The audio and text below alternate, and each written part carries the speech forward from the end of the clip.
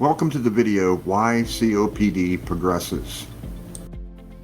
When someone smokes cigarettes and they are diagnosed with COPD, we say they have COPD because they smoke cigarettes. Many believe that if they quit smoking before they are diagnosed with COPD, that they have avoided the dreaded diagnosis of COPD. Once they quit smoking, many believe the progression of their COPD will stop. Unfortunately, this is not the case. I saw my mother quit smoking while experiencing only minor symptoms of COPD, and 2.5 years later, these minor symptoms progressed all the way to a diagnosis of end-stage emphysema, or stage 4 COPD. The question I wanted answered was, what is causing the progression of COPD in the absence of smoking? When I asked my mother's pulmonary specialist this question, his response surprised me. He said, "We don't know. It's a mystery." After researching this problem, I found tobacco control studies that revealed the presence of fungal and mycobacterial spores in the exhale of smokers. Well, if the fungal and mycobacterial spores are present in the exhale of smokers, then they must be inhaling these spores along with the smoke from their cigarettes. This would mean that these spores are present on the tobacco leaves that are ground up and rolled into cigarettes. A detailed study of tobacco and the pathogens that grow naturally on the tobacco leaves revealed information I was totally unaware of. There are 7 fungi and mycobacteria, 6 bacteria, and 3 oomycetes, which are water molds, growing naturally on tobacco leaves in the field. Since these infected tobacco leaves are not discarded during the curing and processing stages, these infected tobacco leaves containing these pathogens are present in cigarettes. For more information on these pathogens that grow naturally on tobacco, please watch the video, My Hypothesis Regarding the Progression of COPD. I was really surprised when I realized the COPD researchers around the world had not looked at this obvious bit of evidence and realized it might be causing the progression of COPD. Once I learned this fact, it seemed logical that it might very well be one or more of these pathogens causing the progression of COPD. To me, it was logical and made perfect sense. The fungal and/or mycobacterial spores are inhaled and are subsequently embedded into the lung tissue. Even if the patient quits smoking, this garden of fungal and mycobacterial spores will continue growing and proliferating in the lungs, usually for decades, before causing any noticeable medical issues. I remember reading that Johnny Carson first noticed a problem when he experienced shortness of breath for the first time when swimming. This was after smoking for more than 30 years. Leonard Nimoy, the actor who played Spock in the TV and movie series Star Trek, quit smoking and died 3 decades later from COPD. I realized that if I was correct in my assumption, which was that COPD progression occurring after the patient quit smoking is caused by pathogens growing naturally on tobacco. These pathogens then embed themselves into the lung tissue of smokers and those breathing their secondhand smoke. I reasoned that a treatment regimen that would eradicate these pathogens should cause a reversal of COPD progression.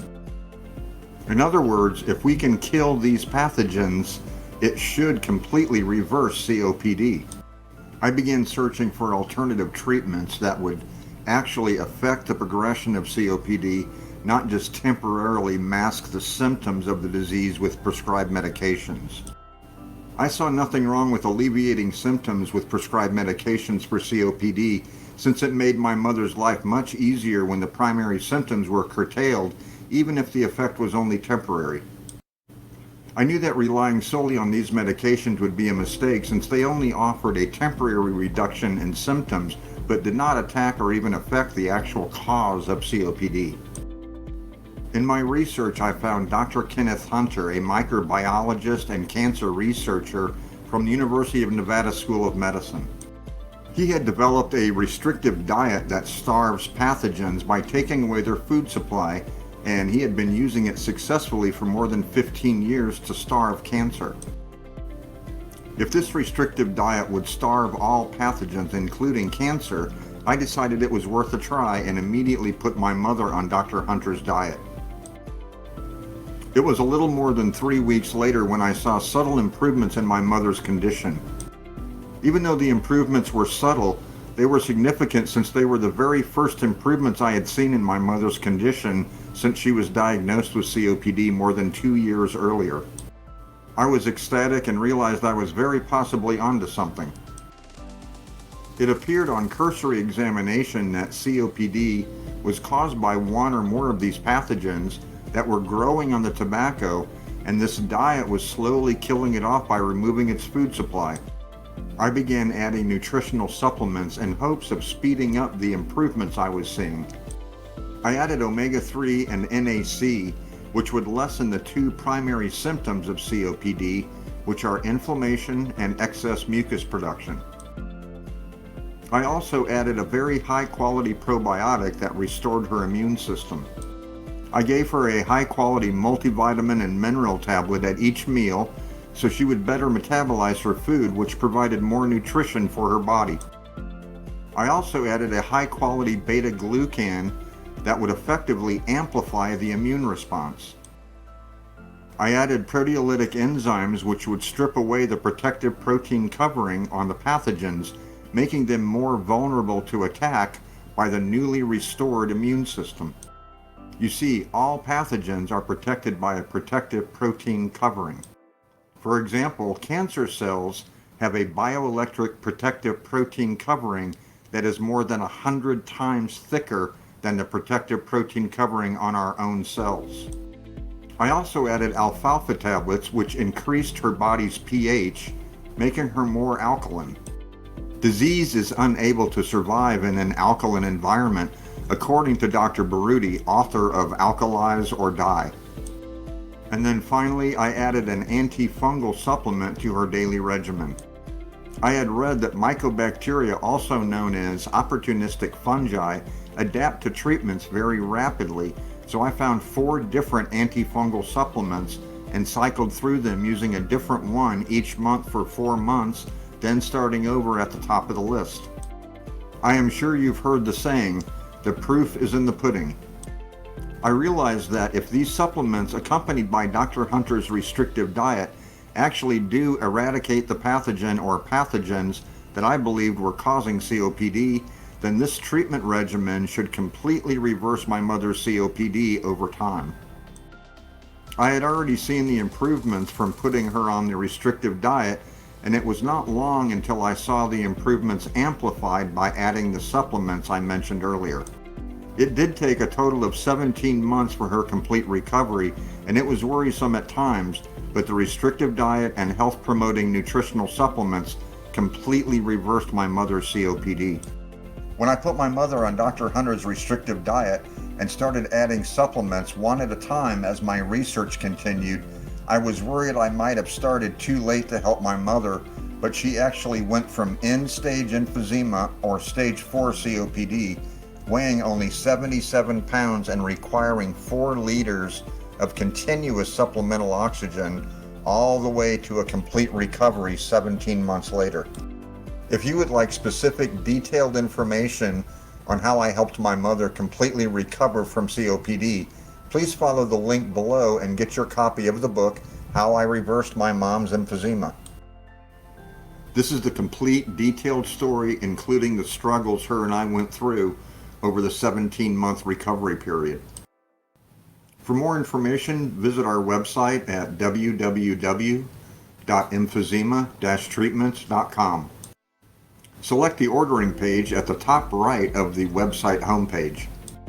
The book has now sold in 47 countries, and many thousands report a complete recovery from COPD. Most are unwilling to provide testimonials due to harassment by those promoting the narrative that COPD cannot be reversed and you need to just Take your expensive medications and die quietly. One thing you will notice about the people saying negative things about me in my book, they never offer alternative solutions. They never say, what he is saying will not work, but what I am saying will. I was not a writer, but I wrote the book anyway because I realized it would help so many people suffering with COPD. I did not know about the internet trolls. They can say what they want. I know God is on my side. These people just want you to take your expensive prescribed medications and die quietly. I sincerely hope you see the logic in what I'm saying here and are not persuaded by the naysayers. In my research, I gathered more than 30,000 pages of information. I knew my mother would not survive long enough for me to cover all this information. I asked the Lord to lead me to the information I needed, and I firmly believe He led me to the 700 pages that made the difference. Praise God. I remember reading about Arthur Schopenhauer, a 19th century German philosopher who stated that truth is violently opposed before it is accepted as self-evident. His observations on the shifting of human views on truth were that all truth goes through 3 steps. First, it is ridiculed. Second, it is violently opposed. Finally, it is accepted as self-evident. I believe that my protocols regarding the cause of the progression of COPD are currently in step 2. In closing, let me just say, you're welcome to believe whatever you want to believe, but I assure you this story is 100% true. God bless all of you, and I hope you contact me during your recovery. My personal email is emailgregmiller@yahoo.com, so don't delay. Get started on your recovery today. Make sure and like this video if it has helped you realize that COPD is not a death sentence. Also, make sure and subscribe to this channel. Click on the bell so you will receive notification when our next video is released.